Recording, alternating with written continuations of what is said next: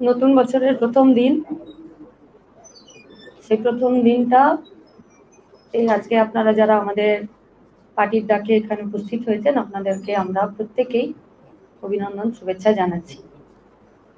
এবং গোটা দেশের সাথে গোটা রাজ্যের মাথা উঁচু করে খেয়ে পরে বেঁচে থাকার স্বার্থে যে লড়াই, সেই লড়াইয়ের পাশে ন্যায়, সততা, স্বচ্ছতা এবং ভবিষ্যতের জন্য পাশে থাকার আহ্বানও জানাচ্ছি। আমাদের সাথে এই লোকসভা নির্বাচনে যে প্রার্থীরা আমাদের পার্টির পক্ষ থেকে প্রতিদ্বন্দ্বিতা করছেন তারা উপস্থিত আছেন। আমরা নির্দিষ্টভাবে কয়েকটা কথা আমাদের এই প্রার্থীদেরকে সাথে নিয়ে আমাদের পার্টির পক্ষ থেকে আপনাদেরকে আমরা বলতে চাইছি। আমাদের দুটো কথা স্পষ্ট। এক, মাথা উঁচু রাখতে হবে, পায়ের নিচের জমি শক্ত রাখতে হবে। এবং এই দুটোর সাথেই 365 দিনের পার্টি সংগঠন, সাধারণ খেটে খাওয়া মেহনতি মানুষকে সাথে নিয়ে আমাদের লড়াই। এবং সেই লড়াইয়ের অতীত ইতিহাস এ রাজ্য, এ বাংলার বহুদিনের। আমাদের এই রাজ্যেও দেশের সাথেই প্রতিবাদে, প্রতিশোধে, প্রতিরোধে, প্রতি পদে পদে মহিলারা, মেয়েরা লড়াই করেছেন। কখনো ফ্যাসিবাদের বিরুদ্ধে লড়েছেন, কখনো দাঙ্গার বিরুদ্ধে লড়েছেন। দুর্ভিক্ষের সময় মানুষের মুখে খাবার তুলে দেবার জন্য রাস্তায় হাজির থেকেছেন। লেখাপড়ার অধিকার দিতে হবে, ভোটের অধিকার দিতে হবে, তার জন্য লড়েছেন। লড়েছেন মানুষের মতন বেঁচে থাকার জন্য, সামনের সারিতে দাঁড়িয়ে থেকে লড়েছেন। সেই বাংলাতেই আজকে সন্দেশখালীর মতন ঘটনা ঘটছে। শুধু সন্দেশখালী নয়, এখন যদি গোটা পশ্চিমবঙ্গের এমন কোনো ব্লক খুঁজে পাওয়া যাবে না যেখানে এই ধরনের ঘটনা, যা আসলে মানুষ হিসাবে বেঁচে থাকার জন্য সব থেকে বড় বিপদ। মেয়ে হিসাবে বেঁচে থাকা, পুরুষ হিসাবে বেঁচে থাকা, সর্বোপরি যেটা আমরা মনে করি যে মানুষ হিসাবে বেঁচে থাকাটা বিপদ। কত ঘটনার নাম করবেন, যে ঘটনাগুলো চোখের সামনে ভেসে ওঠে, নৃশংসতার দিক থেকে সব সীমা অতিক্রম করে যায়, সেই ঘটনাগুলোকে আমরা জানতে পারি। কিন্তু একজন মানুষ হিসাবে, একটি মেয়ে হিসাবে তার মাথাকে, তার মনকে প্রতিদিন দুর্মুষ করে দিতে চাইছে যে ঘটনাগুলো, সেই ঘটনাগুলো প্রত্যেক দিন, ধরে নিন গোটা ভারতবর্ষ জুড়ে প্রতিদিন 90 থেকে 91টা এই ধরনের ঘটনা ঘটছে। 1111টা শুধুমাত্র ধর্ষণের ঘটনা। রেপ করে মার্ডার করে দিল এরকম 5টা ঘটনা আছে, যা রেকর্ডেড।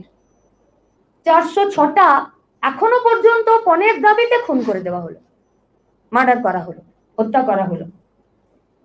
অ্যাসিড বিক্রি বন্ধ হচ্ছে না আমাদের বাজারে এখনো পর্যন্ত। এই ঘটনাগুলো কিন্তু একটাও সাজানো ঘটনা নয়, একটাও ছোট্ট ঘটনা নয়।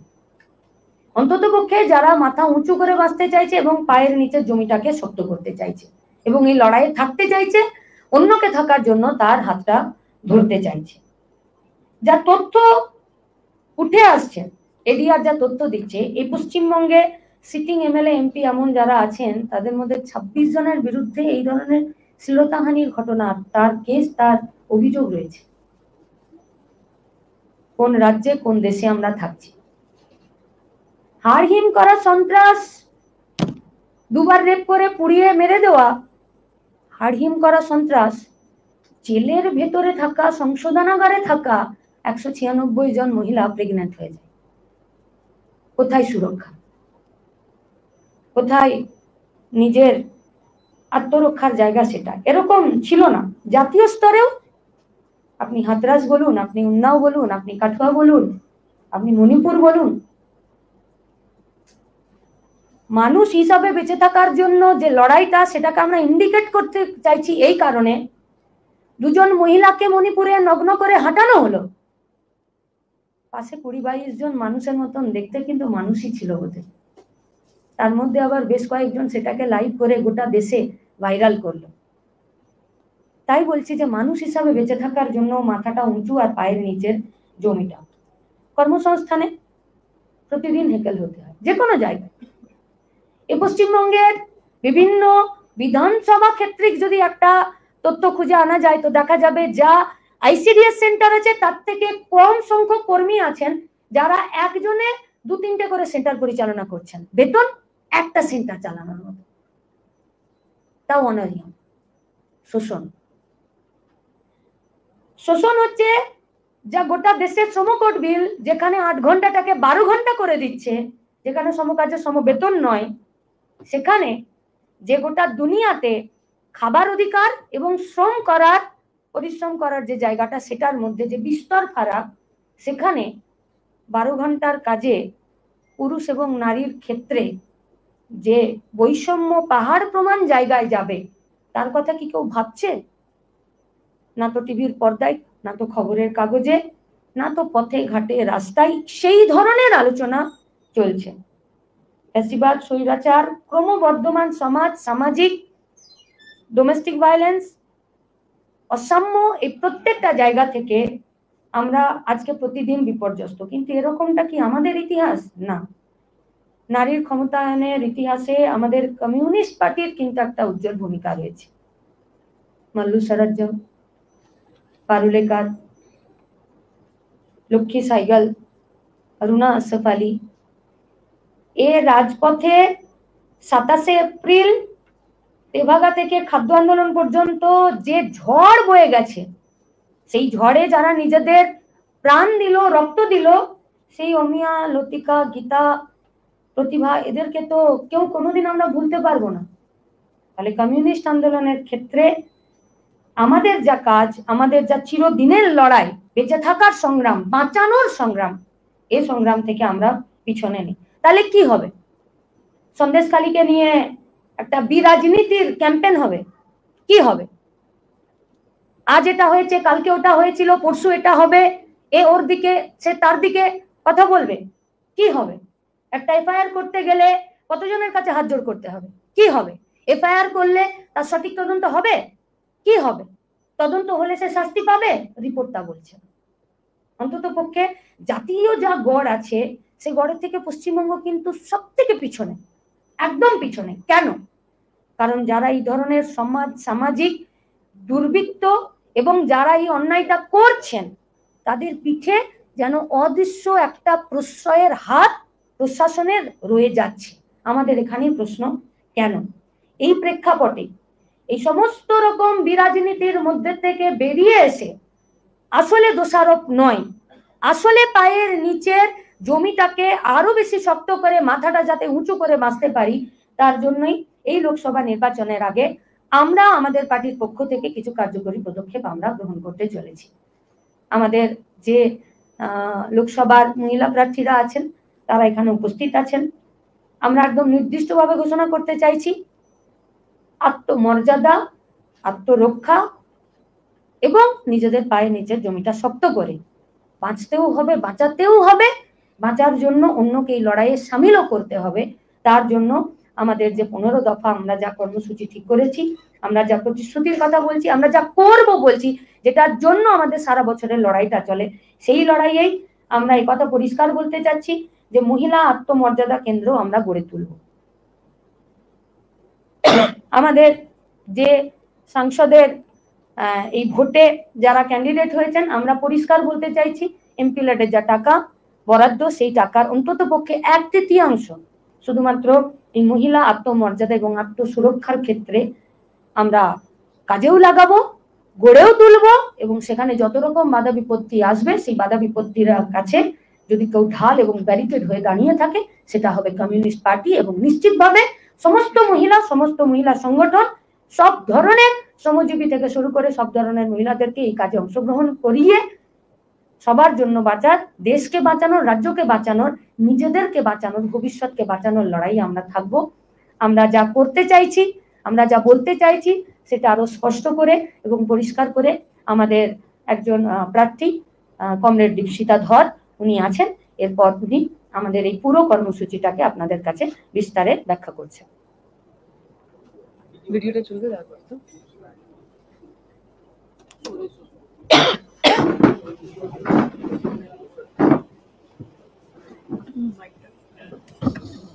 তো ওইখানে কি বল আকিটা হয়ে যাবে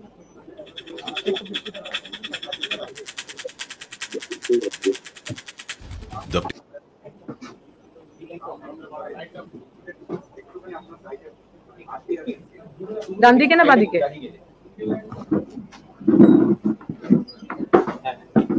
ঠিক আছে এবার ঠিক আছে তুমি এদিকে তুমি এদিকে থাকো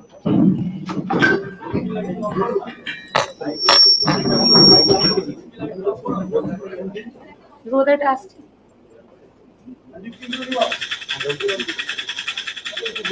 The people of West Bengal got their first woman chief minister. More popularity started Just growing. a year rolled by. More popularity But the started ground growing, reality was in complete darkness. but the ground reality was in The common complete women of darkness. Bengal already started The common women experiencing of the Bengal monstrous and inhuman already started atrocities. experiencing the monstrous and The inhuman dark assault dreams were and in full sway atrocities. in Bengal. Even The the dark newborn dreams were in full sway in didn't escape Bengal. her abuse. Even the newborns These didn't are escape her only abuses. some major incidents of These torture are and assault against women only some major that incidents happened of during the torture and past assault 13 against years women of the that regime happened of during the female past chief 13 minister. years of the regime of There a are many female chief such minister. incidents happening every There day are at many such incidents happening every day at almost every corner of the state. The respected and revered Chief hypocrite, Minister of West Bengal the first woman is chief still minister blabbering of from West behind. Bengal, is still blabbering from behind her masked existence.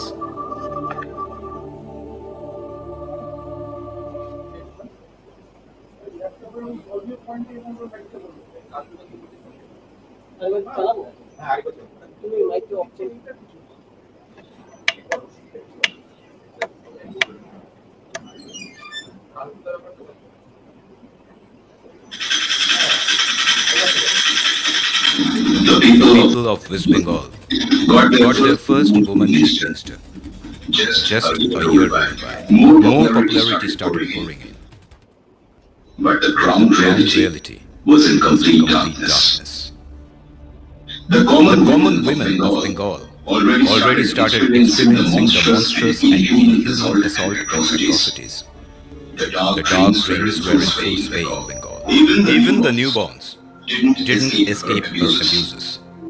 These These are are only some major incidents of torture and assault against women that happened during the past 13 years of the regime of a female chief minister. There are many such incidents happening every day at almost every corner of the state. The respected and revered hypocrite, the the first woman chief minister of West Bengal, is is still blabbering from behind her her masked existence.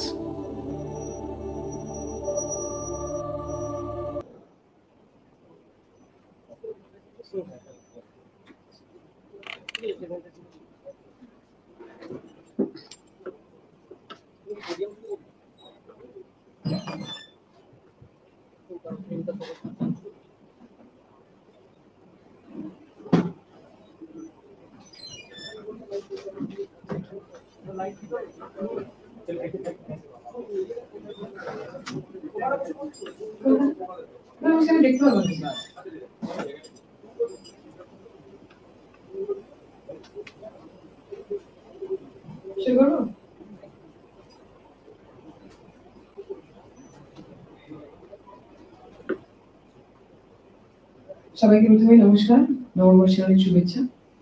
এর আগে মীনাক্ষী দি আমাদের এই আজকের যা কর্মসূচি তার গৌরচন্দ্রিকাটা করেছে। কেন আজকে আমাদের সবাইকে এখানে দাঁড়িয়ে মহিলাদের কথা, মহিলাদের আত্মসম্মান এবং আত্মমর্যাদা এবং আত্মরক্ষা এই কথাগুলোকে জোর দিতে হচ্ছে।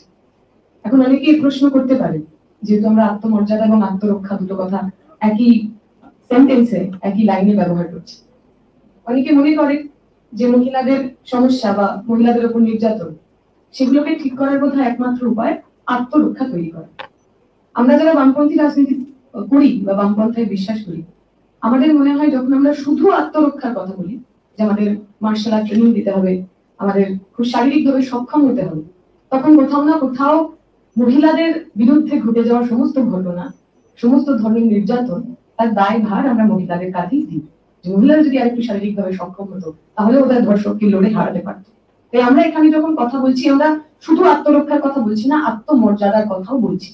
পশ্চিমবঙ্গে যে সরকার রয়েছে, মমতা ব্যানার্জির সরকার, রাজ্যের প্রথম মহিলা মুখ্যমন্ত্রী, তারা বলেছিলেন লক্ষ্মীর ভান্ডার খুবই সেলিব্রেটেড একটা স্কিম, এবং কোনো ধরনের কোনো স্কিম নিয়ে আমাদের কোথাও কোনো অসুবিধা নেই।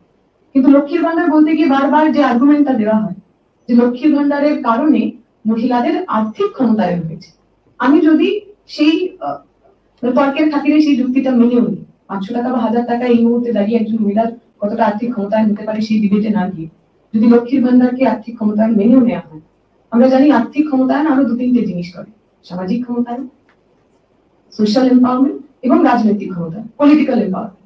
আমরা পশ্চিমবঙ্গে 11 সালের পর থেকে দেখেছি এই সামাজিক এবং রাজনৈতিক এই দুটি ক্ষেত্রে মহিলাদের যে ক্ষমতায়ন সেটা আরো বেশি কম হয়েছে। ধরা যাক আমি 500 টাকা অথবা 1000 টাকা লক্ষ্মীর ভান্ডারে পাই, আমি সন্দেশখালীতে বাড়ি, অথবা আমার বাড়ি ঐহাসখালীতে, আমার বাড়ি কাকদ্বীপে। আমার সঙ্গে যখন শারীরিক নির্যাতন হয় এবং আমার মহিলা মুখ্যমন্ত্রী যখন পোডিয়ামে দাঁড়িয়ে বলেন আসলে ওই নাবালিকা মেয়েটি ওই ধর্ষক ছেলেটির সঙ্গে প্রেমের সম্পর্ক ছিল, অতএব তাকে গণধর্ষণ করে খুন করে দেওয়াটা জায়েজ, আমি ঠিক জানি না কিভাবে একজন মহিলা হিসাবে, পশ্চিমবঙ্গের নাগরিক হিসাবে আমার সামাজিক ক্ষমতায়ন হয়। ধরা যাক আমি 500 টাকা 1000 টাকা পাই, আমার আর্থিক ক্ষমতায়ন হয়েছে, সেই আমি ঠিক করলাম কালকে পঞ্চায়েত নির্বাচনে আমি তৃণমূল ব্যতীত অন্য যে কোনো পার্টির মানে ক্যান্ডিডেট হোক, প্রার্থী হোক, আমি যখন পঞ্চায়েত নির্বাচনে আমার মনোনয়নটা জমা করতে গেলাম, তৃণমূল শাসক দল তারা আমার শ্লীলতাহানি করলেন, আমার শাড়ির আঁচলটা টেনে ধরে সবার সামনে আমাকে বিবস্ত্র করলেন। আমি জানতে চাই ওই আর্থিক ক্ষমতায়নটা ঠিক কতটা রাজনৈতিক ক্ষমতায়নে ট্রান্সলেট করবে। তাই আজকে আমরা যে কথা বলছি সেই কথা পশ্চিমবঙ্গের সাধারণ মহিলাদের আর্থিক, সামাজিক এবং রাজনৈতিক ক্ষমতায়ন এই তিনটাকে কিভাবে করা যায় তার একটা প্রপোজাল, তার একটা খসড়া আমরা এটা বলছি। আমরা যদি মানুষ যদি আমাদের আশীর্বাদ দেন, মানুষ যদি আমাদের সমর্থন করেন, আমরা যদি পার্লামেন্টে পৌঁছাই, আমরা যারা যারা এখানে বসে আছি, আমাদের এমপি ল্যাডের যে টাকা, সেই টাকার 1/3 থেকে আমরা এই 1, 2, 3, 4 এই 5-6টা কাজ আমরা করতে চাই। একই সঙ্গে আমরা বলবো এইটা খুব গাল ভরা নির্ভয়া ফান্ড তৈরি করা হয়েছে, যার কাজ ছিল সেই নির্ভয়া ফান্ডের টাকা থেকে সেক্সুয়াল হ্যারাসমেন্ট প্রিভেনশন বা নারী নির্যাতন, যৌন নির্যাতন বিরোধী নানা ধরনের স্কিম করা। আমরা দেখেছি 14 সালের পর থেকে এই 24 সাল অব্দি বেশিরভাগ ক্ষেত্রে ওই যে নির্ভয়া ফান্ড, নির্ভয়া স্কিম, তার বেশিরভাগ অর্থ খরচ হয়নি। কিভাবে সেই অর্থ আমাদের এমপি ল্যাডের এটাকে ডাইভার্ট করা যায় এবং পশ্চিমবঙ্গ জুড়ে, ভারত জুড়ে মহিলাদের জন্য আমরা কি প্রোটেকশন তৈরি করতে পারি, কোন কোন নিরাপত্তার জায়গাগুলো সুনিশ্চিত করতে পারি, তার একটা প্রপোজাল আমরা এখানে দিচ্ছি।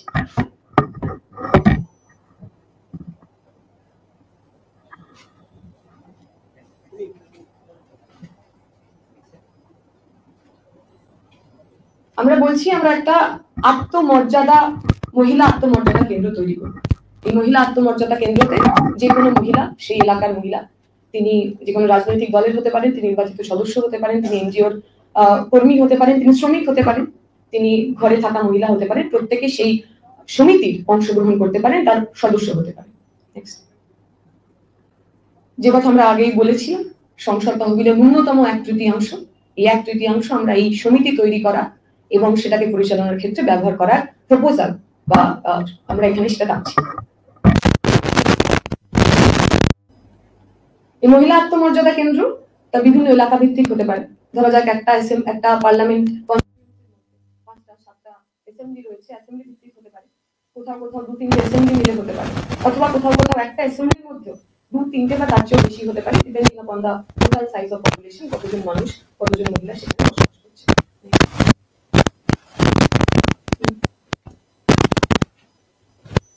প্রথমে আমরা বলছি মহিলাদের আইনি সহায়তার কথা। আইনি সহায়তা বেশিরভাগ মহিলার ক্ষেত্রে আমার কি লিগাল রাইটস, সেই কনসাসনেস বা সেই সচেতনতাই অনেকের কাছে নেই।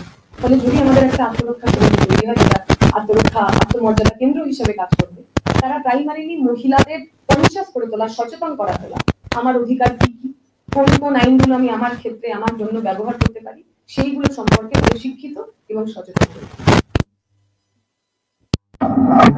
গার্হস্থ্য হিংসার অভিযোগ জানাতে হেল্পলাইন নম্বর এবং গণ উদ্যোগে গড়ে তুলতে হবে সচেতনতা। আমরা জানি গার্হস্থ্য হিংসার বিরুদ্ধে অলরেডি হেল্পলাইন রয়েছে, কিন্তু বেশিরভাগ ক্ষেত্রে সেগুলো নন ফাংশনাল। হয়তো পুলিশ যে থানা, যে পুলিশ স্টেশন, তাতে একটা হেল্পলাইন নম্বর থাকে, কিন্তু সেটা সঠিকভাবে মনিটর হয় না।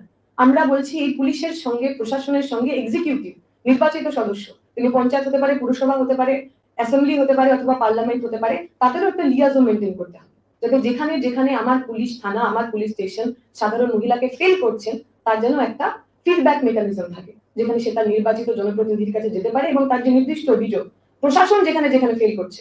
মীনাক্ষী বলার সময় বলেছে মহিলাদের ক্ষেত্রে একটা এফআইআর দর্জ করা, যদি পার্টিকুলারলি সেই এফআইআরটি শাসক দলের কারোর বিরুদ্ধে হয়, পশ্চিমবঙ্গের ক্ষেত্রে সেটা তো প্রায় ইম্পসিবল, অসম্ভব কাজ। তো সেক্ষেত্রে কিভাবে আমার এক্সিকিউটিভ, আমরা যারা নির্বাচিত জনপ্রতিনিধি, তারা কিভাবে সেটাতে ইন্টারভেন করতে পারি, তার কথা আমরা আমাদের এই যে থিম, এই যে স্কিম, তাতে বলছি। নেক্সট, নির্যাতিতার মানসিক স্বাস্থ্যের জন্য ট্রমা কেয়ার। বেশিরভাগ ক্ষেত্রেই আমরা যখন নিরাপত্তার কথা বলি, ভালো থাকার কথা বলি, আমরা শারীরিকভাবে ভালো থাকার কথা বলি, মানসিকভাবে ভালো থাকার কথা বলি না।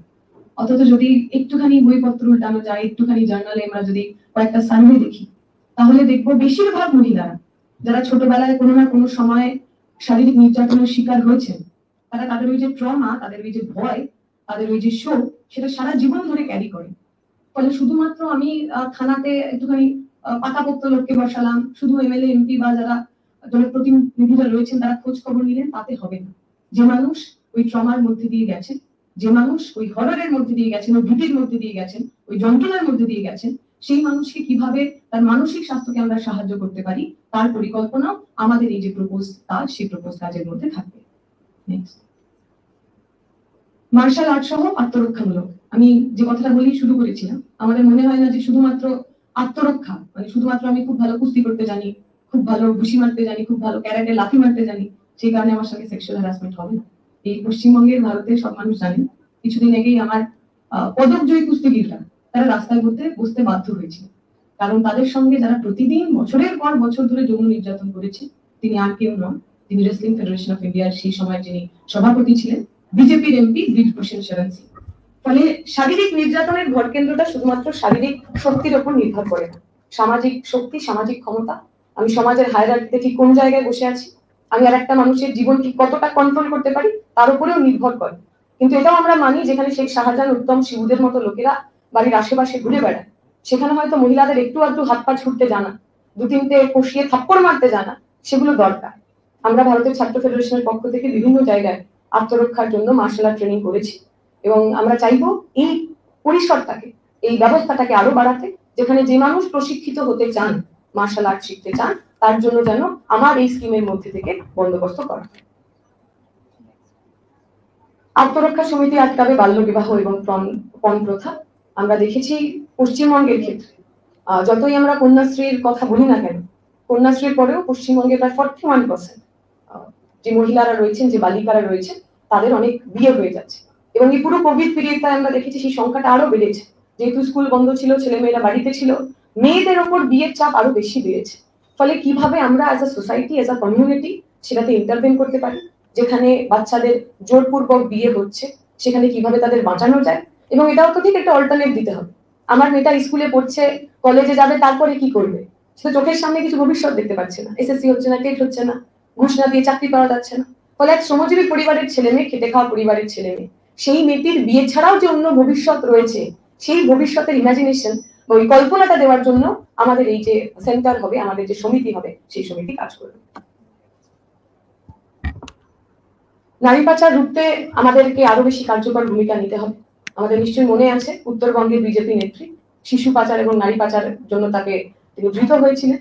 ফলে যেখানে এই ধরনের আইডিয়াল ওম্যানরা তৈরি হচ্ছেন, আদর্শ ভারতীয় নারীরা তৈরি হয়েছে, যে আদর্শ ভারতীয় নারীরা কোটান করতে মহিলাদের, শিশুদের পাচার করতে কিছু পাহান না নিজের পকেট ভরার জন্য, তাদের বিরুদ্ধে সামাজিকভাবে সচেতনতা গড়ে তোলা এবং এই ধরনের এলিমেন্টকে সিঙ্গেল আউট করে তাদের বিরুদ্ধে কঠোর শাস্তিমূলক ব্যবস্থা নেওয়ার জন্য আমার সমিতি, আমাদের আত্মরক্ষা কেন্দ্র, তারা কাজ করবে।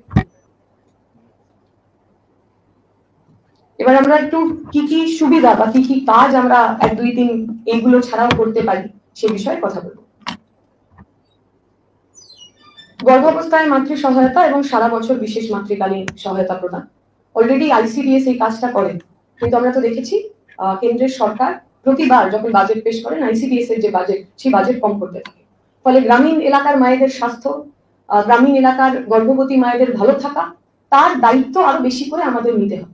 আইসিডিএস কর্মীরা যারা বহুদিন ধরে রাস্তায় রয়েছেন, আন্দোলন করছেন তাদের বেতন বাড়ানোর জন্য, পরিকাঠামোর উন্নয়নের জন্য, আমরা চেষ্টা করব এই যে আত্মমর্যাদা কেন্দ্র গড়ে উঠবে তার মধ্যে দিয়ে ওদের দাবি দেওয়া এবং একই সঙ্গে আমার গর্ভবতী মায়ের স্বাস্থ্য, মহিলাদের স্বাস্থ্য তার সম্পর্কে আরো বেশি বেশি কাজ করা।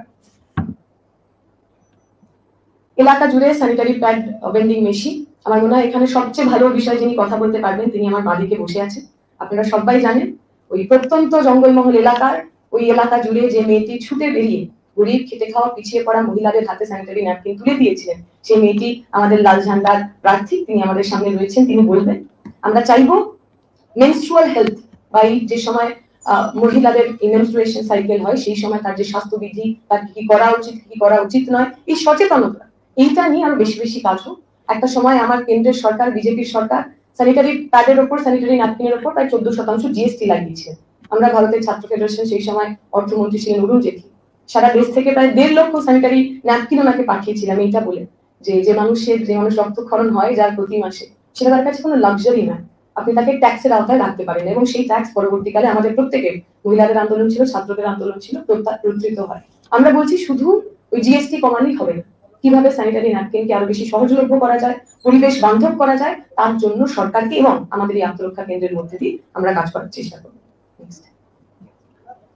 শ্রমজীবী মহিলাদের জন্য সন্তান প্রতিপালনের জন্য ক্রেশ তৈরি করার কথা, আমাদের কোলন্তাইয়ের কথা অনেকের মনে আছে, যখন সোভিয়েত রাশিয়া নতুন করে তৈরি হচ্ছে 1917 পর, যে নতুন পলিসি তারা নিয়ে এসেছিলেন শিক্ষার জন্য, মহিলাদের জন্য, সোশ্যাল ওয়েলফেয়ারের জন্য, তাতে ওই 1917 সালে এই কথা বলা হয়েছে যে মহিলা শ্রমজীবী, যে মহিলা কাজে যান, তিনি কলকারখানায় যেতে পারেন, তিনি খেতে যেতে পারেন, তিনি তার বাড়ির ঘরের কাজ করতে পারেন, ঘরের কোনো হস্তশিল্প, কুটির শিল্পের সঙ্গে যুক্ত হতে পারেন, তার যে সন্তান প্রতিপালন, আমাদের সমাজে একটা জেন্ডার ডিভিশন অফ লেবার আছে, যেখানে বাচ্চা প্রতিপালন করা, ঘরে রান্না বান্না করা, এগুলো সবটাই মহিলাদের কাজ। ফলে মহিলা যদি বাইরেও কাজ করেন, ঘরের কাজগুলো তাকেই করতে হয়। আমরা চাই মহিলাদের এই যে অর্পিত দায়িত্ব, তা থেকে তারা মুক্ত হন। সমাজের সন্তানের দায়িত্ব, সমাজের আগামী নাগরিকের দায়িত্ব সমাজ নিক, রাষ্ট্র নিক, প্রত্যেক এলাকায়, গ্রামীণ এলাকায় বিশেষত। বেশ শুনলেই আমাদের খুব মনে হয় এটা খুব শহুরে দাবি। আসলে যে মা সকালবেলা উঠে খেতে কাজ করতে যান, তার বাড়ির ছোট্ট ছেলেটি মেয়েটির তো যত্নের দরকার। ফলে রাষ্ট্রের বন্দোবস্ততে, রাষ্ট্রের তত্ত্বাবধানে আমরা যদি গ্রামীণ এলাকাতেও পর্যন্ত, শহর থেকে গ্রামাঞ্চল, যেখানে যেখানে শ্রমজীবী মহিলারা রয়েছেন, মায়েরা রয়েছেন, তাদের জন্য ক্রেশ তৈরি করার কথা আমরা বলবো। শ্রমজীবী মহিলাদের জন্য এলাকা ভিত্তিক যৌথ রান্নাঘর, যে কথা আমি আগে বলছিলাম, রান্না বান্না করাটাও শুধুমাত্র মহিলাদের কাজ না, এরকম বহু এক্সপিরিয়েন্স আমরা দেখেছি। এই কোভিডের সময় যখন আমরা শ্রমজীবী ক্যাম্পিং চালাতাম, আমরা দেখতাম যে লোকগুলো এসে কাজ করছেন, যে মানুষগুলো এসে কেউ সবজি কেটে দিচ্ছেন, কেউ রান্না বান্নায় সাহায্য করছেন, সবাই কিন্তু মহিলা ছিলেন, পুরুষরাও ছিলেন। অনেকে প্রথমবার কাজ শিখেছেন, অনেকে প্রথমবার বুঝতে পেরেছেন যে সন্ধ্যাবেলা আমি বাড়ি থেকে এসেই যে চেঁচামেচি করি, আমার মা অথবা আমার বউ আমার জন্য খাবারটা রান্না করে রাখেননি কেন। ওই কমিউনিটি কিচেন, শ্রমজীবী ক্যান্টিনে কাজ করতে করতে তিনিও শিখেছেন আসলে এই সবজি কাটা, রান্নাঘরে 1.5 ঘন্টা 2 ঘন্টা গরম আগুনের সামনে দাঁড়িয়ে থাকা, তার শ্রমটা কি। ফলে আমরা চাইবো এই যে শ্রমকে তার লিঙ্গ থেকে আলাদা করা, জেন্ডার লেবার না, শ্রমটা শ্রমের মতো করে দেখে যে মানুষ কাজ করেন, যে মহিলারা কাজ করেন, তার রান্না বান্নার জন্য কালেকটিভ কিচেন তৈরি হোক। আমরা কেরালাতে দেখেছি এই ধরনের বিভিন্ন উদ্যোগ, যেখানে গ্রামের মহিলারা, কোথাও কোথাও পুরুষরা, তারা 10টা 15টা বাড়ি মিলে একটা কমন ক্যান্টিন বা একটা কমন কিচেন চালান, সেখানে মাসিক কিছু টাকা দিলে দিনে 3টে মিল লোকের বাড়িতে পৌঁছে দেওয়া। তো এটাও আমরা করে রাখার চেষ্টা করব, যাতে যে মহিলারা বাড়ির রান্নাও করেন, বাচ্চাও প্রতিপালন করেন এবং খেতে কাজও করতে যান, তার শ্রমটা একটু লাঘব হয়। মহিলাদের জন্য সাক্ষরতা ও বিজ্ঞান শিক্ষা কেন্দ্র, আমার মনে হয় বামপন্থীরা এক্ষেত্রে পথিকৃৎ। আমরা বার্ধক্য শিক্ষা কেন্দ্র থেকে শুরু করে সবার জন্য শিক্ষা, পশ্চিমবঙ্গের বুকে সবচেয়ে বেশি জোরের সঙ্গে বলেছি।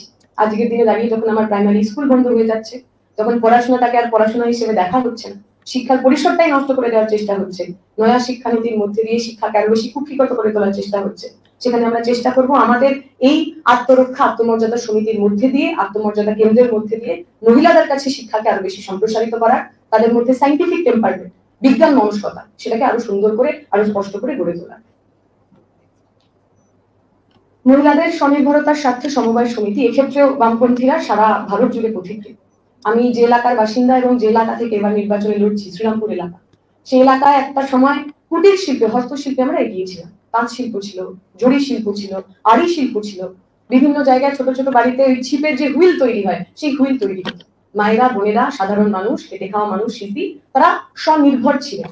আমরা দেখেছি এই 11 সালের পর থেকে এই ছোট ছোট যে শিল্পগুলো, সেই শিল্পগুলো ধুঁকতে বসেছে। কোথাও তারা ফান্ডিং পাচ্ছেন না, কোথাও বাজারের সঙ্গে কম্পিটিশন করে পেরে উঠছেন না। আমাদের মনে হয় এইটা নিয়েও একটা অল্টারনেটিভ ভাবা উচিত। আমরা ভেবেওছি আজকে যেখানে নবান্ন রয়েছে, যেখানে মমতা ব্যানার্জি মাননীয় মুখ্যমন্ত্রী বসেন, সেই বিল্ডিংটা আসলে তৈরি হয়েছিল আমাদের বাঁকুড়া সদর এলাকার যে আড়ি শিল্পী, যে জড়ি শিল্পী, তাদের জড়ি হাত তৈরি করার জন্য, যেখানে তারা তাদের প্রডিউস তৈরি করবেন, তাদের শিল্প তৈরি করবেন এবং সেটাকে সঠিক দামে উইদাউট এনি মিডল ম্যান তারা বাজারে বিক্রি করতে পারবে। আমরা চেষ্টা করব আমাদের এই আত্মমর্যাদা কেন্দ্রের মধ্যে দিয়ে, আত্মরক্ষা সমিতির মধ্যে দিয়ে মহিলাদের যে ক্ষমতায়ন শুধুমাত্র হাতে অর্থ দেওয়া নয়, যে ক্ষমতায়নে আমার রাজনৈতিক এবং সামাজিক ক্ষমতায়ন হয়, এইরকম কোঅপারেটিভ গড়ে তোলার জন্য। নেক্সট, মহিলাদের সাংস্কৃতিক কর্মকাণ্ডে যুক্ত করার জন্য কালচারাল সেন্টার। প্রত্যেক মানুষই তারা তাদের মতো করে গান, কবিতা লেখেন, ছবি আঁকেন। আমরা যারা বামপন্থী রাজনীতি করি, আমরা তো বিশ্বাস করি বা স্বপ্ন দেখি এমন একটা সমাজে যেখানে 8 ঘন্টা কাজ, 8 ঘন্টা ঘুম এবং 8 ঘন্টা রিক্রিয়েশন। মার্কস এই স্বপ্ন আমাদের দেখিয়ে গেছেন যে মানুষ কারখানায় গিয়ে হাতুড়ি পেটান, সেই মানুষ চাইলেই সন্ধ্যেবেলা তার কাজ থেকে ফিরে খুব ভালো শিল্পী, খুব ভালো গায়ক, খুব ভালো অভিনেতা হতে পারে। সেই ভিশনকে সামনে রেখে আমরা চেষ্টা করব মহিলাদের তাদের যে কালচারাল বিভিন্ন অ্যাক্টিভিটি, তাদের যে ট্যালেন্ট, তাদের যে মেধা, সেই মেধাকে কি করে আরো বেশি বিকশিত করা যায় তার চেষ্টা আমাদের এই আত্মমর্যাদা কেন্দ্রের মধ্যে দিয়ে আমরা তৈরি করার চেষ্টা করব। মহিলাদের জন্য খেলার মাঠ এবং ধারাবাহিক ক্রীড়া কর্মসূচি। এই ওই যে যখন মহিলা কুস্তিগীররা রাস্তায় দাঁড়িয়েছিলেন, তারা তাদের অধিকারের জন্য কথা বলছিলেন, তাদের বিরুদ্ধে হওয়া প্রতিদিনের শারীরিক হয়রানির বিরুদ্ধে কথা বলছিলেন। ওটা খুব ইম্পর্টেন্ট কথা আমাদের মনে করিয়েছে। ওই হরিয়ানার প্রত্যন্ত অঞ্চল, যে অঞ্চলে এখনো ফিমেল ফেটিসাইড হয়, কন্যা ভ্রূণ হত্যা, অর্থাৎ আগে থেকেই জেনে নেওয়া হয় আমার গর্ভের সন্তানটি ছেলে নাকি মেয়ে, যদি মেয়ে হয় তাহলে গর্ভেই তাকে মেরে ফেলার রীতি রয়েছে। ওদের সাথে কথা বলতে পেরে, ওই যখন দীনেশ ফোগাট অথবা সাক্ষী মালিকদের সঙ্গে আমরা কথা বলেছি, ওরা বলেছে যে খেলার ময়দানটা, ওই কুস্তির আখড়া, সেটা কি করে তাদেরকে ওই যে একটা ঘেরা টোপ, একটা ভয়ঙ্কর পিতৃতান্ত্রিক সমাজ যেখানে মহিলাদের মানুষ হিসেবেই দেখা হয় না, তারা কি করে তাদের সম্মানের সিঁড়িতে পা দিয়েছে। ফলে আমরা চাইবো খেলার মাঠের মধ্যে দিয়ে যে মেয়েরা ঘরের মধ্যে রয়েছে, ঘরবন্দি রয়েছে, তাদেরকে আরো বাইরে বেরিয়ে আনা। আমাদের সবার খুব পছন্দের মানুষ, যাকে দেখে আমরা অনেকে উজ্জীবিত হই, ইলা মিত্র নিজে একজন খুব ভালো খেলোয়াড় ছিলেন। যদি সেই সময় সেকেন্ড ওয়ার্ল্ড ওয়ার না হতো, তিনি হয়তো জাপান অলিম্পিকে আমার দেশের প্রতিনিধিত্ব করতেন। ফলে ইলা মিত্ররা আমাদের স্বপ্ন দেখিয়ে গেছে যে মেয়েরা বিপ্লবী হতে পারে, মেয়েরা খুব ভালো অ্যাথলেট হতে পারে। আর এই দীনেশরা, সাক্ষীরা এটাও দেখিয়েছে যে মেয়ে কুস্তিগীর যারা ওই কুস্তির রিঙে অপোনেন্টকে হারাতে পারে, তারা তাদের বিরুদ্ধে হওয়া অন্যায়ের বিরুদ্ধে ততটাই সোচ্চার হতে পারে। ফলে আমরা চেষ্টা করবো আমাদের আত্মমর্যাদা কেন্দ্রের মধ্যে দিয়ে খেলাধুলোর পরিসর, স্পেশালি মহিলাদের জন্য, সেটাকে যেন আমরা বাড়াতে পারি। প্রান্তিক লিঙ্গ পরিচয় মানুষের সহায়তা। আমরা বামপন্থীরা প্রথম দিন থেকে এই 377-এর বিরুদ্ধে যে কথা বলা, আমাদের মনে হয়েছিল যে এমন একটা দেশ, যে দেশে আমি আর আপনি সবাই সমান। আজকে ইনসিডেন্টলি 14 তারিখ, আজকে বাবা সাহেব আম্বেদকরের জন্মদিন, যিনি আমাদের সংবিধান দিয়েছেন, যিনি প্রথম আমাদেরকে সমানতার কথা শিখিয়ে গেছেন। 1 ভোট 1 পার্সন, একটা মানুষের একটা ভোট, প্রত্যেকে সমান হবে। সেক্ষেত্রে একটা মানুষ কার সাথে থাকতে পারবে, তার জীবন সঙ্গী কে হবে, সেই বেছে নেওয়ার অধিকার তার আছে। আমরা দেখেছি প্রান্তিক লিঙ্গের মানুষ, তাদেরকে নানা ধরনের অসুবিধার সম্মুখীন হতে হয়। সেটা কার্যক্ষেত্র হতে পারে, সেটা সমাজে একঘরে করে দেওয়া হতে পারে, সেটা নানা ধরনের ইমোশনাল এবং শারীরিক আক্রমণ হতে পারে। আমরা চেষ্টা করব আমাদের এই যে আত্মমর্যাদা কেন্দ্র, সেই আত্মমর্যাদা কেন্দ্রের মধ্যে দিয়ে প্রান্তিক মানুষ, যে মানুষ তার লিঙ্গের কারণে প্রতিনিয়ত মার্জিনালাইজড হচ্ছে, আরো বেশি প্রান্তিকতর হচ্ছে, সেই মানুষকে যতটা সাহায্য করা যায়, যেভাবে তার যেরকম সাপোর্ট প্রয়োজন, সেটা দেওয়ারও আমরা চেষ্টা করব। আমাদের আইডিয়া যে 2024 সালের মধ্যে সর্বত্র আমরা এই মহিলা আত্মরক্ষা কেন্দ্র গড়ে তুলতে পারবো এবং যে কোনো ধরনের অন্যায় অত্যাচারের ক্ষেত্রে আমরা সরাসরি হস্তক্ষেপ করব। এখন অনেকে বলতে পারেন 1 বছরের মধ্যে আপনারা এত কিছু করবেন কি? আমরা এখানে যা যা বলেছি তার মধ্যে 11টা এমন কথা রয়েছে যে 11টা কথা বলার জন্য নতুন করে ইনফ্রাস্ট্রাকচারের আমাদের প্রয়োজন হবে না। এক্সিস্টিং যে ইনফ্রাস্ট্রাকচার রয়েছে, যে স্বাস্থ্য কেন্দ্র, উপস্বাস্থ্য কেন্দ্রগুলো রয়েছে, সেগুলোতে যদি আমরা রিইনভেস্টমেন্ট করি, সেগুলো যদি সরকারি বিনিয়োগ বাড়ানো যায়, তাহলে স্বাস্থ্য সম্পর্কিত মহিলাদের সমস্ত সমস্যাকে আমরা ট্যাকেল করতে পারবো। শিক্ষা ক্ষেত্রে 6% জিডিপি যদি আমরা বাড়াতে পারি, তাহলে এই যে মহিলাদের অনেক কম বয়সে বিয়ে হয়ে যাওয়া, স্কুল শুট হয়ে যাওয়া ইত্যাদি সমস্যাগুলোকে আমরা ট্যাকেল করতে পারবো। সুতরাং এক্সিস্টিং ইনফ্রাস্ট্রাকচারের উপর দাঁড়িয়ে এই মুহূর্তে আমরা আমাদের কথা বলা, আমাদের বলা 11টা প্রকল্প আমরা এই মুহূর্তে চালু করতে পারি। আপনাদের সবার কাছে অনুরোধ থাকবে যে মানুষ আমাদের কথা শুনতে পাচ্ছে, বিকল্পের খোঁজ নিই। এমন বিকল্প যে বিকল্প হাতরাস তৈরি করে না, যে বিকল্প সন্দেশখালী তৈরি করতে পারে না। ইলা মিত্র, কল্পনা দত্তদের দেখানো পথে আগামী দিনে আপনারা বাম ধর্ম নিরপেক্ষ শক্তিকে জয়যুক্ত করুন। এটুকু বলে আমার কথা শেষ করবো। ধন্যবাদ।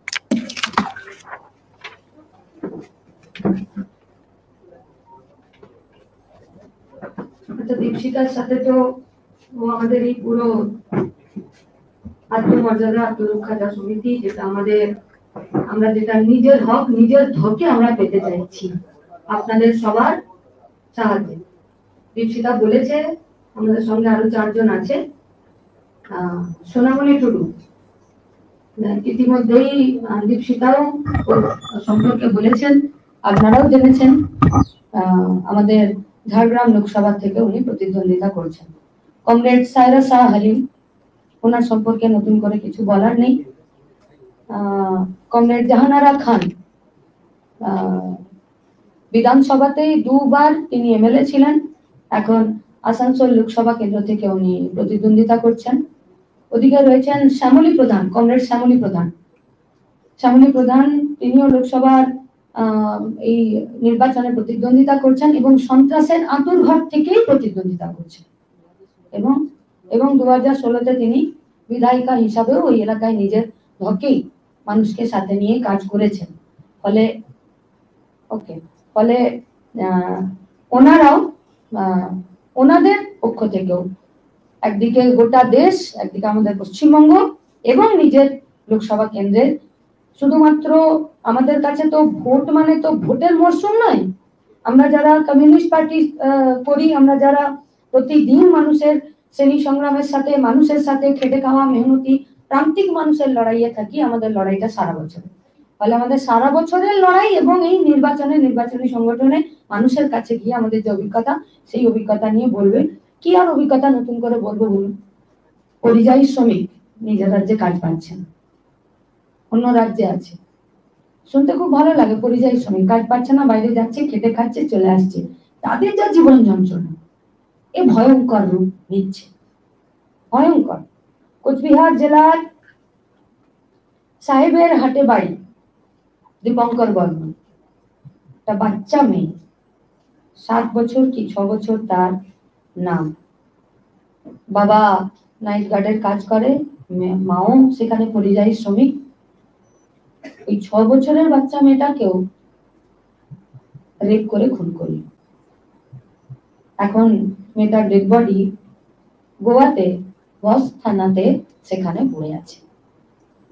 বামপন্থীরা, ছাত্র যুবরা, শ্রমিক সংগঠনের, সিপিআইএম এর কর্মীদের আজকে প্রায় প্রতিদিনের কমন কাজে পরিণত হয়েছে মরে যাওয়া, খুন হয়ে যাওয়া, অসুস্থ হয়ে যাওয়া, অ্যাক্সিডেন্ট হয়ে যাওয়া পরিযায়ী শ্রমিকদেরকে কাঁধে করে কোন রকমে বাড়ি ফেলে নিয়ে আসা প্রতিদিনের।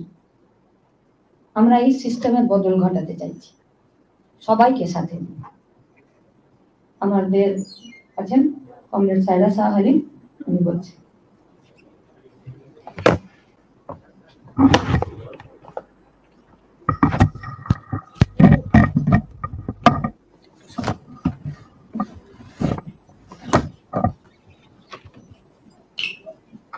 নমস্কার, আমি প্রথমে সবাইকে শুভ নববর্ষের শুভেচ্ছা জানাই।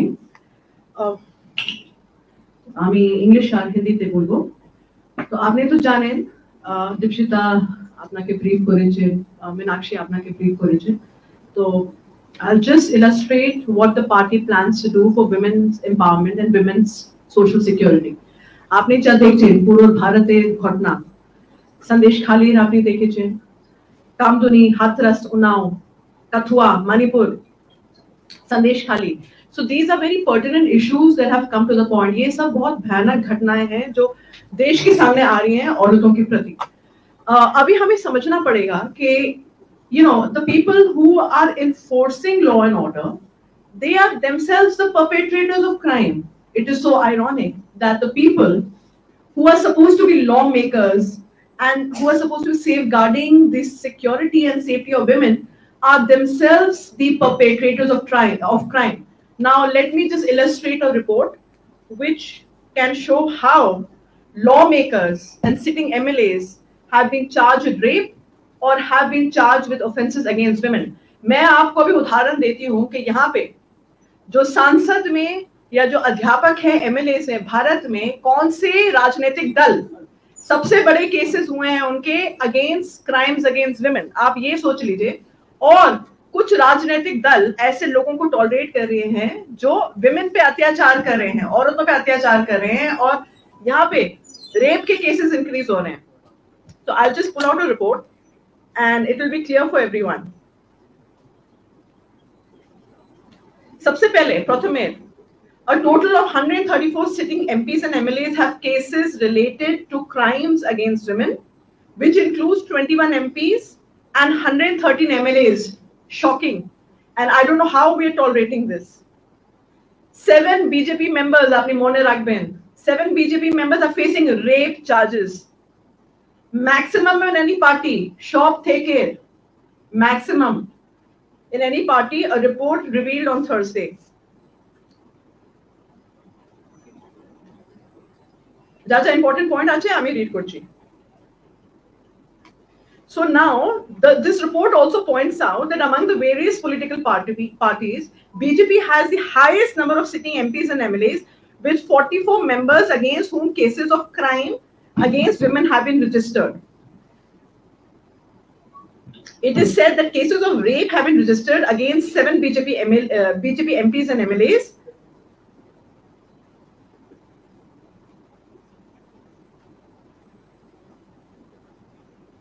Now, the report also said that among the states, West Bengal has the highest number of sitting MPs and MLAs facing declared cases of crimes against women.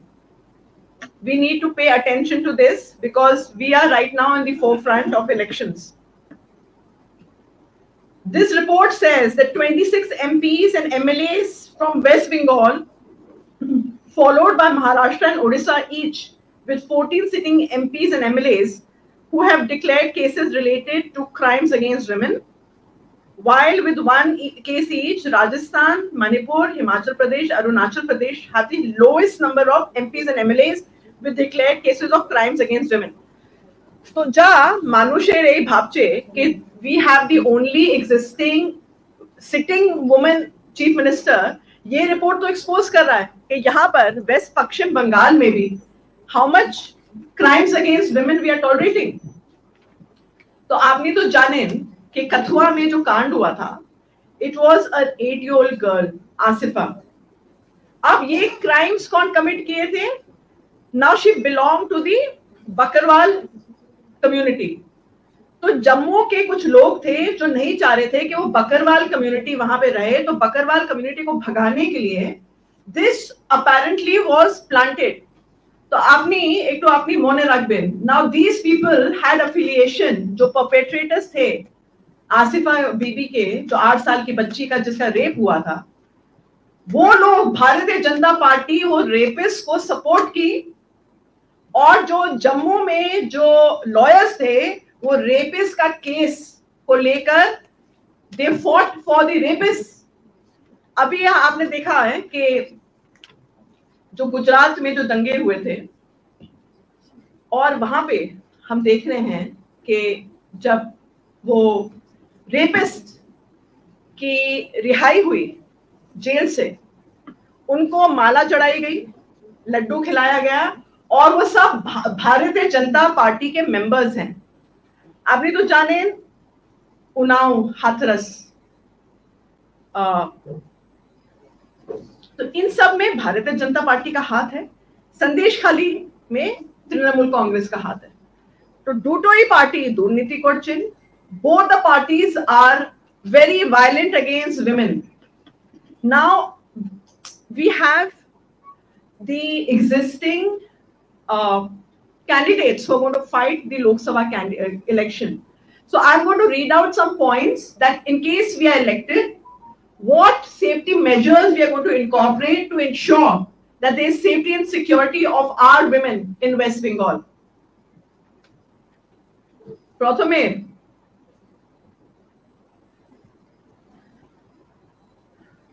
जो एमपी का जो फंड होता है, तो एक सिग्निफिकेंट अमाउंट जो MP का fund होता है वो अलोकेट होएगा अगर हम लोग इलेक्ट होंगे इस इलेक्शन में 2024 में. महिला आत्ममर्यादा केंद्र, तो यहाँ पे अलॉट होगा, और ये केंद्र देखेंगे कि औरतों की जो महिलाओं के विकास के लिए, उनकी सुरक्षा के लिए क्या क्या नीतियां हम लोग इंप्लीमेंट कर सकते हैं. तो तो ये जो महिला आत्मरक्षा समिति की जो यूनिट्स होंगी वो विभिन्न छात्रों में जो है एस्टैब्लिश करी जाएंगी. They'll be established in various areas and they will be utilized in engaging women and women's organizations in active efforts to tackle violence against women. औरतों के प्रति आप जो अत्याचार देखते हैं, जो हिंसा देखते हैं, तो हिंसा की जो घटनाएं हम देख रहे हैं, संदेश खाली अभी घटा है, बहुत ही भयानक केस है. तो ये जो संस्थाएं हैं देखेंगी and we will ensure that the cases, the violence against women, we will ensure that these do not happen. Nirbhaya funds के आपने देखा होगा, these are very underutilized funds. Nirbhaya funds, you look at the usage. अभी Bharatiya Janata party की बोलते हैं कि बेटी पढ़ाओ बेटी बचाओ, कौन सी बेटी बची जा रही है? जब आप उन्नाव का केस देख लीजिए, आप हाथरस का केस देख लीजिए, आप मणिपुर का देख लीजिए. मणिपुर में अभी तक भारतीय जनता पार्टी और इवन आप प्राइम मिनिस्टर ने इस बात पे गौर नहीं किया है कि वो मणिपुर में जाके he'll take a stock of what is happening. So we really need to take all these seriously. And let me also iterate once again, the CPM will take the whole issue of women's safety and security very seriously. We will ensure that crimes are minimized and the culprits of various violences are brought to book. Now, एक और चीज है कि मैंने तो बता दिया पहले कि एमपी रिसोर्सेज में ये आत्ममर्यादा केंद्र होंगे. फिर ये जितने भी चैलेंजेस होती हैं औरतों के प्रति, we are going to study this and ensure that they don't face such challenges. Now, ये क्या क्या जिम्मेदारी होगी महिला आत्मरक्षा समिति की?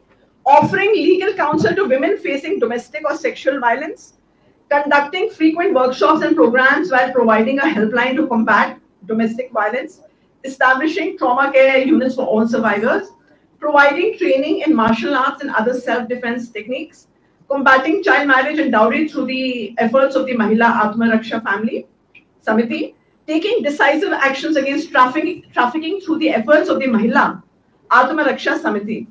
तो यहाँ पे जो जिम्मेदारी होगी महिला आत्मजाता केंद्र की, वो होगी establishing a year-round active health center. जो औरतों के प्रति आप health देखते हैं, gynecological issues are hidden. It does not come out in the forefront क्योंकि लोग शर्माते हैं and people don't talk about women's health so much. So we are going to ensure that women's health will be a primary moot point that we can focus upon, and this will be ensured कि महिलाओं पे जो gynecological issues होती हैं, perimenopause, menopause, gynecological issues, देख लीजिए, moment a girl comes into puberty, she has to face these challenges. लेकिन ये जो महिलाओं के जो challenges होते हैं, it is not really discussed, and you know the CPM will ensure that we discuss women's health. तो ये year-round active health center बनाया जाएगा, particularly relating to maternity-related needs. Installing sanitary pad vending machine. The Bharatiya Janata Party thinks that sanitary pads is a luxury. आपने तो देखा है GST. It is not a luxury, it's a necessity. Villages में आपने देखा है जो menstruating women जिनके पास access नहीं है sanitary pad का, open fields में होती हैं, they use grass.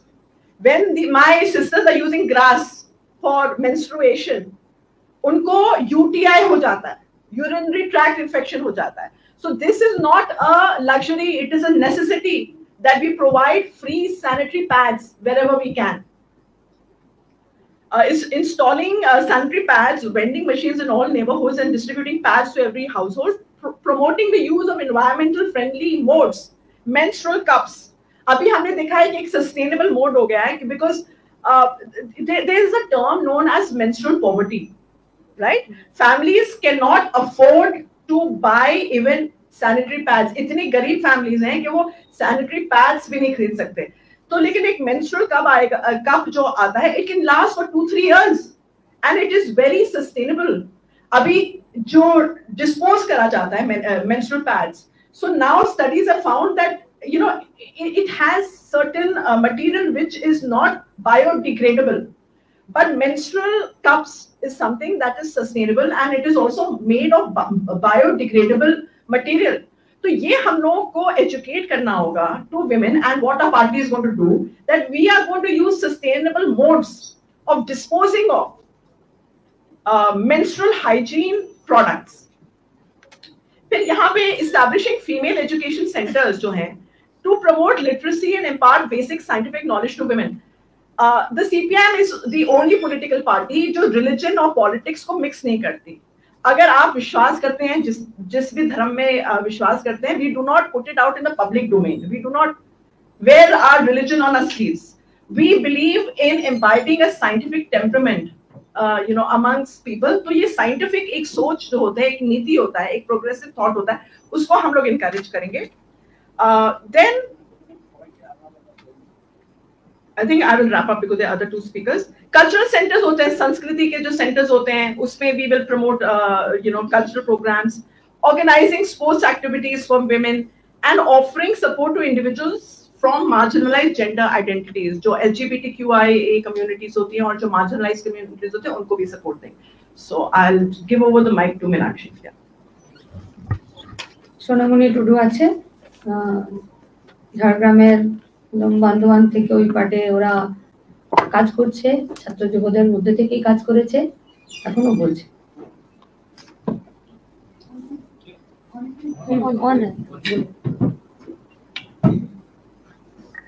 नमस्कार। सबसे पहले जो भारत का संविधान निर्माता डॉक्टर भीमराव अंबेडकर की जयंती पर मेरे तरफ से और मैं सीपीआई पार्टी की तरफ से कोटि-कोटि नमन करती हूँ। साथ में जो बंगाली नववर्ष है, सभी बंगालवासी को मेरे तरफ से शुभकामनाएं। ये जो मीनाक्षी दीदी, दीक्षिता दीदी ने ये लोग बताए, महिला के ऊपर जो हो रहे हैं अत्याचार, बहुत सारे महिला के ऊपर जो अत्याचार हो रहे हैं, सिर्फ एक बड़े महिला के ऊपर नहीं हो रहे हैं, भ्रूण से लेकर जब वो पेट में रहती है उस टाइम से उसके ऊपर अत्याचार शुरू हो जाता है। और ये शुरू होते होते हर जगह में हम लोग देखते हैं, जब छोटे उम्र में स्कूल जाती है, वहां से जब माध्यमिक में जाती है, ऐसे कर करके उसके ऊपर बहुत सारा अत्याचार होती है, एकदम वृद्धा अवस्था तक। ये सब तो अलग से बोलने की जरूरत नहीं, ये लोग ने बोल ही दिए हैं। मैंने जो काम किया है, या तो हम लोग बांधवान एरिया में जो हम लोग काम किया है, मैंने काम किया है, एक महिला का जो सबसे ज्यादा जो शारीरिक परिवर्तन होता है वो होता है किशोरी अवस्था में। शारीरिक चेंज होने के साथ साथ उसका मेंटली में भी बहुत सारे चेंजेस आते हैं। तो मैंने जब बहुत सारे सोशल इश्यूज पर काम किया, तो इसमें भी जो मेरे को लगा कि जो सबसे ज्यादा काम करना चाहिए वो है किशोरी बालिका के ऊपर जो चेंजेस आता है उसका शारीरिक एवं मानसिक में, वो उसका जो एज होता है 10 से 20 तक, जो हम लोग बोलते बार बार जो जिक्र कर रहे हैं सैनिटरी पैड का, जो जब एक किशोरी बालिका का जो मासिक धर्म होता है उस टाइम जो साफ सफाई का जो ध्यान रखना पड़ता है, खास करके देखा जाता है एकदम ग्रामीण इलाके में, इसके बारे में बहुत ही कम अवेयरनेस है। अभी तो बहुत सारे स्कूल में कहा जाता है कि सैनिटरी नैपकिन दिया जाता है, पर ऐसे नहीं है। अभी जो हम लोग का जो पश्चिम बंगाल का अगर बात करें, अभी टीएमसी सत्ता में है, वो बोलते हैं कि स्कूल में बहुत अच्छा से ये सब ध्यान रखा जाता है, लेकिन बिल्कुल ऐसा नहीं है। इसीलिए हमने इस पर ज्यादा फोकस किया। इसमें इसलिए काम करना चाहिए, जब किशोरी बालिका जब सबसे पहले जब इस अवस्था में आती है तो वो बहुत ज्यादा डर जाती है, उसका मेंटली में उसका असर पड़ता है। इसलिए इसमें ज्यादा अवेयरनेस का काम करना चाहिए। और ये जो साफ सफाई इस टाइम होता है, जो अगर साफ सफाई पर ध्यान नहीं दिया जाए, इसमें जो बीमारी होती है वो बहुत ही खतरनाक है। और इस टाइम जो किशोरी बालिका है वो अपने जो फ्रेंड्स या अपने पेरेंट्स को भी ज्यादातर शेयर नहीं कर सकते हैं, थोड़ा सा उसमें घबराहट या उसको शर्म लगता है जो बोल नहीं पाती है। इसीलिए हमने इस पर काम किया और इसमें बहुत ज्यादा अवेयरनेस की जरूरत है। मैं और एक चीज बात करना चाहूंगी, हम लोग जब महिला के ऊपर जो हम लोग बात कर रहे हैं कि हम लोग महिला के लिए जो हम लोग संसद में खड़े हैं, जीतने के बाद हम लोग क्या कर सकते हैं या क्या बात करना चाहिए, ये जो हम लोग देख रहे हैं पश्चिम बंगाल या मणिपुर जैसे घटना, ये एक एकदम सा उदाहरण है। ये जो संदेश खाली या मणिपुर में हो रहा है ये एकदम उदाहरण है, बाकी बहुत सारे जगह में ऐसे घटनाएं घट रही है। और संदेश खाली में जो घटना घटी ये तो एकदम से प्री प्लानिंग टाइप का था। 2011 से सत्ता में जब टीएमसी आए, पहले तो नहीं हुआ था, उसके 2013 में जब वो लोग विधानसभा में जीता, उसके बाद से वो लोग चालू किया अत्याचार करना। यहाँ जो संदेश खाली में जो घटना हुआ उसमें भी आप लोग गौर कीजिएगा, लेकिन उसमें एससी ज्यादा है, और जो मणिपुर में हुआ उसमें भी वो लोग एसटी है। संविधान में तो SC/ST के लिए जो SC/ST अत्याचार निवारण अधिनियम बनाया गया है जो 1989 में और पूरा भारत देश में लागू हुआ 1990 में, लेकिन ये कहाँ है? आज हमारा यही क्वेश्चन है, जब संविधान में इसका प्रावधान है तो ये कहाँ है? SC/ST के साथ ज्यादातर हो रहा है क्योंकि SC/ST ज्यादातर जंगल एरिया यानी कि ग्रामीण इलाके में रहते हैं, उसमें अवेयरनेस की कमी तो है ही, लेकिन सरकार का भी कोई नजर नहीं है। जो उसमें शोषण करना चाह रहे कर रहे हैं। हर दिन हर साल उसमें जो डेटा बढ़ रहा है 2 से 3% उसका डेटा बढ़ रहा है, कम नहीं हो रहा है। हम लोग जो मणिपुर में देखे, हम लोग का सेंट्रल में बैठी हुई है द्रौपदी मुर्मू जो राष्ट्रपति है, और हम लोग का जो पश्चिम बंगाल में है ममता बनर्जी, वो भी एक महिला है, लेकिन किसी ने इसके बारे में कुछ नहीं बोले। जो संदेशखाली में हुआ उसमें भी वो चुप रही, जो सेंट्रल में हुआ द्रौपदी मुर्मू भी उसके बारे में कुछ नहीं बोली, क्योंकि ये सरकार जो है जो महिला के ऊपर जो अत्याचार हो रहे हैं एकदम शुरू से लेकर, हम सिर्फ नहीं बोल रहे जो संदेशखाली में हुआ जो मणिपुर में हुआ उसके बारे में सिर्फ हम नहीं बोल रहे हैं, जो एकदम शुरुआत से हो रहा है, लेकिन इस पर कुछ भी ध्यान नहीं है। वो लोग अपना लूटपाट कर रहे हैं, खा रहे हैं, रह रहे हैं, लेकिन हम लोग जो वामफ्रंट जो हम लोग मनोनीत महिला अभी जो हम लोग MP के लिए हम लोग लड़ रहे हैं, हम लोग का जो लड़ाई है सबसे ज्यादा हम लोग का फोकस है महिला के ऊपर, क्योंकि महिला जो है हम लोग माँ बोलते हैं उसको इज्जत से, सब लोग माँ बोलते हैं, हर दुख सुख में हम लोग माँ का ही याद करते हैं, लेकिन आज माँ के साथ ही इतना अत्याचार हो रहा है। सबसे ज्यादा देश में अत्याचार हो रहा है भारत में एक माँ के साथ, एक महिला के साथ, एक बेटी के साथ। हम लोग इसके लिए लड़ाई कर रहे हैं, महिला की आत्मा सम्मान की रक्षा के लिए। दीदी लोग ने बताया, हम लोग बहुत कुछ सोचे हैं, बहुत सारा प्लानिंग बनाए हैं, आगे हम लोग लड़ेंगे। ये जो हम लोग देख रहे हैं, हम लोग का पश्चिम बांग्ला में 100 दिन का रोजगार तो कुछ है ही नहीं, कोई नौकरी के लिए नियोग नहीं है, केंद्र में भी नहीं है। लड़के बाहर जा रहे हैं, साउथ में जा रहे हैं वो लोग काम करने, लेकिन एकदम से जो लड़के लोग पढ़ के वो लोग अगर बाहर नहीं जा पा रहे हैं तो एकदम वो लोग घर में चुपचाप बैठ रहे हैं, पढ़ लिख के बेरोजगार है। अगर कोई थोड़ा सा साहस जुटा के बाहर जा रहे हैं तो आप सोच सकते हैं कि उस महिला के साथ बाहर में उसको क्या क्या फेस करना पड़ता है। जो अपना जो घर में जब वो सुरक्षित नहीं है तो अदर स्टेट में जाके उसको क्या क्या फेस करना पड़ता है। हम लोगों का लड़ाई जो है इसके लिए है, महिला को आत्मा सम्मान, महिला को सशक्त बनाने के लिए जो जो हम लोग कदम उठाए हैं हम लोग बोल चुके हैं, और मैं अपना बात यहीं पर मैं विराम देती हूँ। सबको धन्यवाद। अच्छा, শ্যামলী প্রধান উনি বলছেন।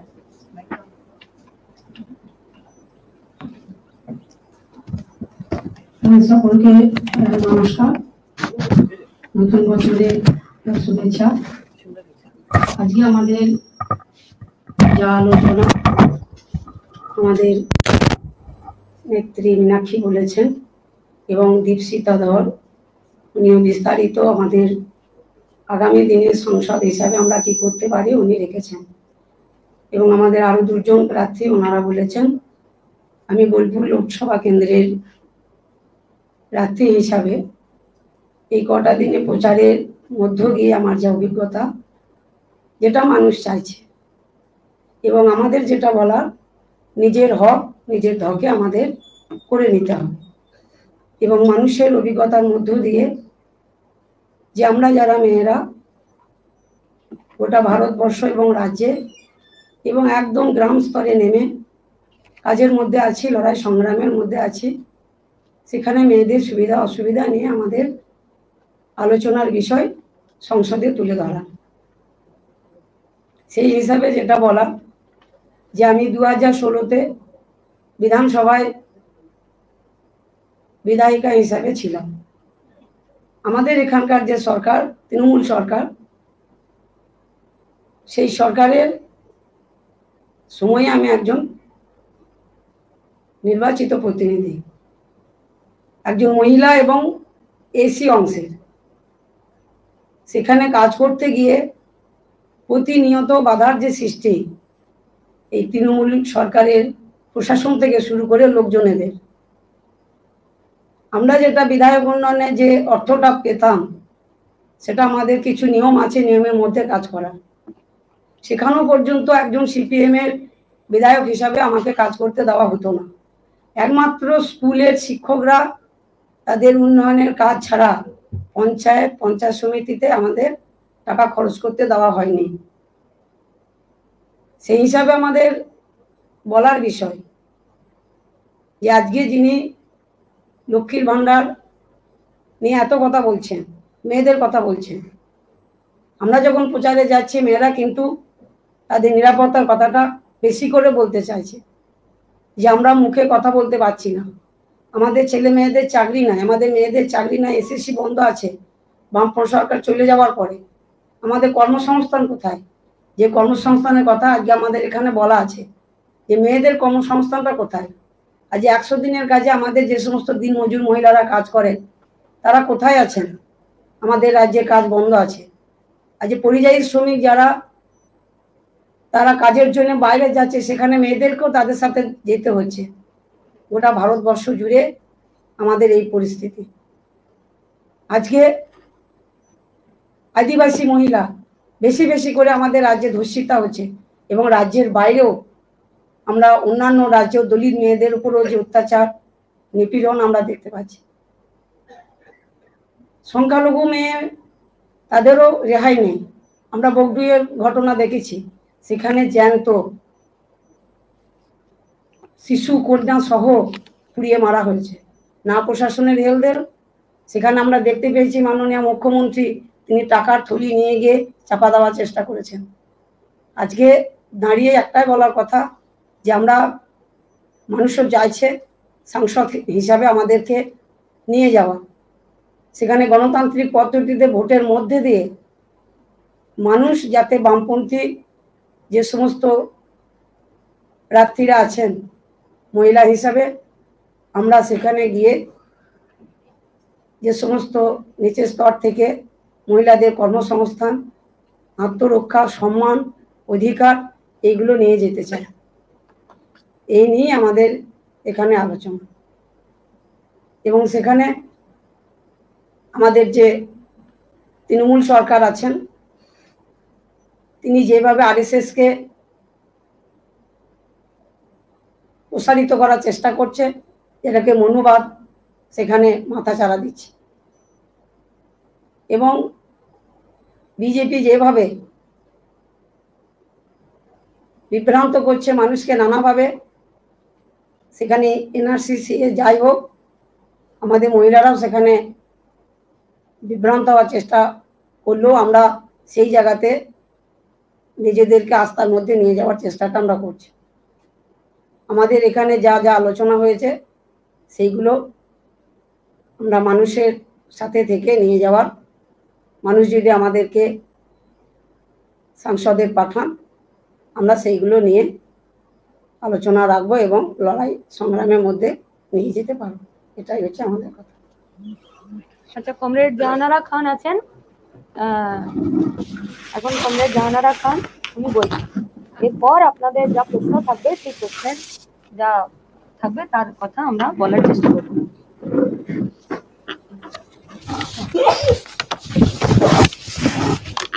প্রথমে নমস্কার, বাংলা নববর্ষের সকলকে প্রণাম ও শুভেচ্ছা জানাচ্ছি। এবং তার সাথে সাথে আজকে আপনারা জানেন যে আমাদের ভীমরাও আম্বেদকরের জন্মদিন, যিনি আমাদের ভারতবর্ষের সংবিধান রচনা করেছিলেন। আজ সেই সংবিধান আজ প্রশ্নের চিহ্নের মুখে আছে। তাই সংবিধান রক্ষার যে কাজ আমরা নিশ্চয়ই আগামী দিনে করব। এবং আজকে আমাদের যে আলোচনা, মীনাক্ষী, দীপশিতা, আমাদের সায়রাদি, আমাদের সোনামণিদি এবং আমাদের শ্যামলীদি আপনাদের কাছে রেখেছে। আমি দু চার কথা বলতে চাই। 2011 পরিবর্তনের পরে বিধায়ক হওয়ার সুযোগ পেয়েছিলাম মানুষের আশীর্বাদে। সেই সময় যে বিধানসভাটাকে দেখেছিলাম, আপনারা অনেক সাংবাদিক আছেন জানেন, প্রথমেই আমরা প্রতিবাদ করেছিলাম যে গোটা রাজ্য জুড়ে যেভাবে নারীদের উপর যে অত্যাচার হচ্ছে, পার্ক স্ট্রিটের ঘটনা প্রথম যখন ঘটনা ঘটে আমরা বিধানসভাতে তুলেছিলাম, তখন বলেছিল ছোট্ট ঘটনা, সাজানো ঘটনা। আজ গোটা রাজ্যবাসী দেখছে যে গোটা রাজ্যের বুকে কিভাবে নারীদের উপর অত্যাচার হচ্ছে।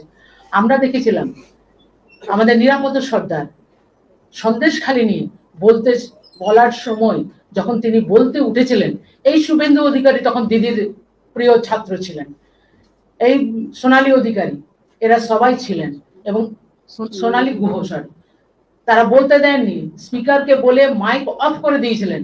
আজ আমি তা বলছি না, আপনারা বিধানসভা রেকর্ড যদি খুঁজে পান আপনারা পেয়ে যাবেন, এগুলো তো সবাই জানে।